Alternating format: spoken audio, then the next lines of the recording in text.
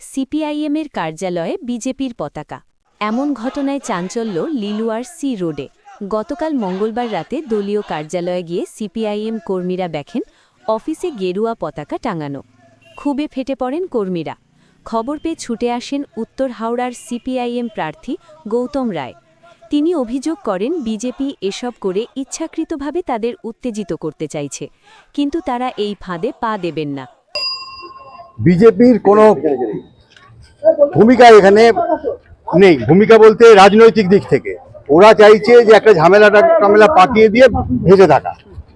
এখন ওদের তো কোনো কর্মী নেই, ওরা বাইরে থেকে লোকজন নিয়ে আসে, পয়সা দেয়, ইলেকট্রাল বন্ডের টাকা হাজার হাজার কোটি টাকা, সেই টাকা তো খরচা করতে হবে।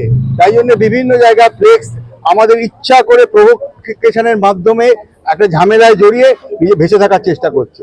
আমরা এটা বিরোধিতা করছি। এবং এই যে ব্যাপারটা, এটা একটা জিনিস একদিক থেকে আমাদের পক্ষেই গেল, সেটা হচ্ছে আমাদের পার্টি অফিসে এই ধরনের পতাকা টাঙাবে, তাতে আমরা ওদের বিরুদ্ধে যেগুলো বলার কথা আমাদের মুখটা খোলাচ্ছে। সেটা কি না, ইলেকট্রাল বন্ডের টাকা 12,000 কোটি টাকা ইলেকট্রাল বন্ডে গত বছর পেয়েছিল, সেগুলো তো খরচা করতে হবে। এই রাস্তাঘাটে যেখানে পাচ্ছে ওরকম পতাকা লাগিয়ে দিয়েছে। ঘটনাটি তারা নির্বাচন কমিশনে জানাবেন। আজকের এই ঘটনায় যাতে উত্তেজনা না করায় তার জন্য লিলুয়া থানার পুলিশ ও কেন্দ্রীয় বাহিনী ঘটনাস্থলে আসে। বিজেপির পক্ষ থেকে অভিযোগ অস্বীকার করা হয়েছে।